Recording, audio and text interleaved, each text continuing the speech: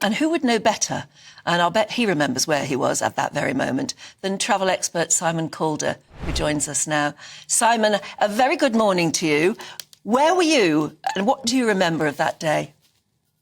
Well, I was on a fairly routine visit to Thompson, now TUI, biggest tour operator in the UK. We were talking about what they were doing, and suddenly someone came in and said, might want to know that a small plane has just hit one of the World Trade Center towers.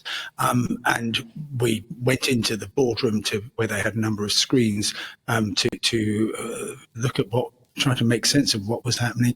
Pretty quickly after that, as you say, Anne, another aircraft hit the other tower, at which point everybody knew this wasn't a small plane. It was just utterly chilling.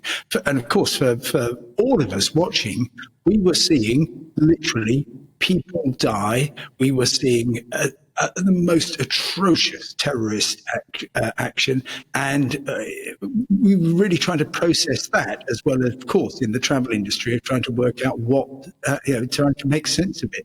And of course, it was a bright September morning in New York and Washington, Pennsylvania, where the flights landed. The people who had been responsible for this 19 hijacks, all of the men, had cleared security at Boston and Newark airports absolutely normally. They were carrying so-called box cutters. We know them more as Stanley knives. They proceeded, because the cockpit doors weren't locked in those days, they proceeded to basically kill the pilots and terrify everybody else. They had been taking flying lessons, and they effectively flew the aircraft, two of them, of course, into the Twin Towers of the World Trade Center. One of them was aimed at the Pentagon in Washington, and the third one, in an incredible piece of passenger reaction, the passengers actually overcame the hijackers. The aircraft sadly crashed, but without actually causing damage to other people. So by the end of that, 3,000 people dead. As you say, aircraft grounded. Now, and they were actually grounded not worldwide, although many airlines did actually close down because it was just such a shocking event and they were trying to make sense of it. But in the US, the Federal Aviation Administration, because of course they didn't know how many more planes were out there having been taken over, just ordered everything that was in the skies to land at the nearest airport. And yet the transatlantic flights, because of course many of them had taken off as normal, they were more than halfway there. You suddenly got in the Canadian airports at Gander, and at Halifax, Nova Scotia, you suddenly found that they had dozens of aircraft landing there with people who simply couldn't make sense either. And for days, they were effectively stranded there with the local people looking after the passengers. Meanwhile, of course, just so much tragedy. Desire for this never ever to happen again. Aviation security transformed immediately. One reason why aviation pretty much seized up in much of the world, including the UK, was because new checks designed to find if people were carrying blades were imposed immediately.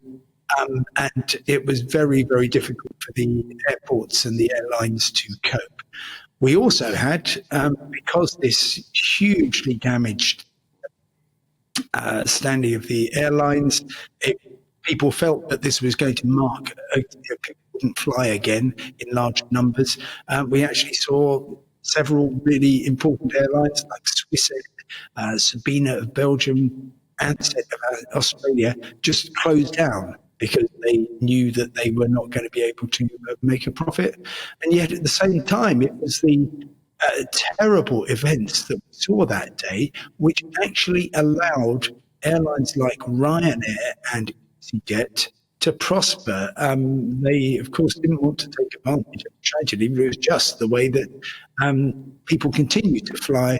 They wanted to look for low value, for good value, and therefore they went towards EasyJet and Ryanair, who have grown pretty much unstoppably ever since, of course, until the COVID pandemic, which grounded aircraft, but for very different reasons.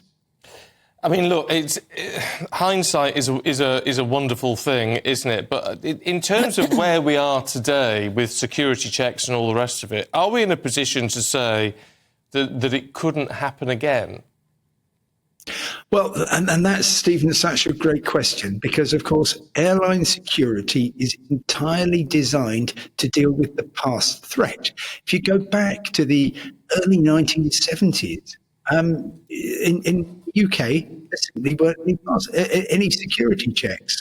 I used to be a cleaner at Gatwick Airport. I just sort of cycle up to the places I was cleaning, and no check, nothing like that. So it was a completely different world. Then lots of planes started being hijacked, partly by people in the US taking planes to Cuba, but much more pertinently by European and other hijackers taking planes for political reasons. And the checks came in basically for guns and for explosives.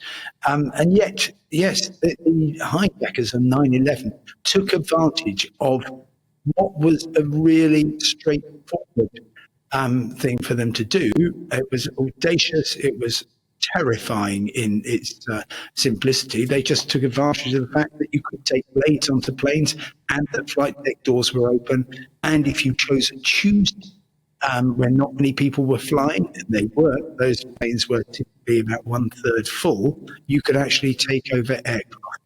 That then changed. And then 5 years later, of course, August 2006, the bomb plot to effectively mix explosives on board planes and blow up transatlantic jets was uncovered. Then we got the liquids rule, and ever since, really, going through security is just a question of gritting your teeth and just hoping that you comply with all the rules. A lot of people, find it very, very stressful. Just showing these pictures again, and the horror and the terror and the tragedy that was heaped upon the United States that day, and of course, it had much wider geopolitical implications as well, as we saw with the developments in Iraq and Afghanistan after that. So, terrible day forward. Yeah, indeed. So, look, Simon, really good to talk to you. Thanks very much. Amazing. Indeed. Yeah, thank you. I mean, I remember being... I was on leave, actually, and was up north with a friend of mine, just watching telly. That's me too. And just to see it, and it was that awful sense of... And it felt like the world was coming to an end. Really it felt did. like the end of days, really. Yeah, I was in the garden, and I had to... and a friend of mine rang and said, "You've got to watch the telly," and I switched it on, and of course for the rest of the afternoon I just couldn't take my eyes off the television. You couldn't believe it, could you? But then I had to go and collect my children from school, and I remember as I was driving to the school thinking, we're at war. We don't even know who we're at war with yet, but it could be us next. Any building around, it could come. And wanting to just bundle my children in the car as fast as possible and drive home and sort of at least hunker down at home. But it was very, very frightening.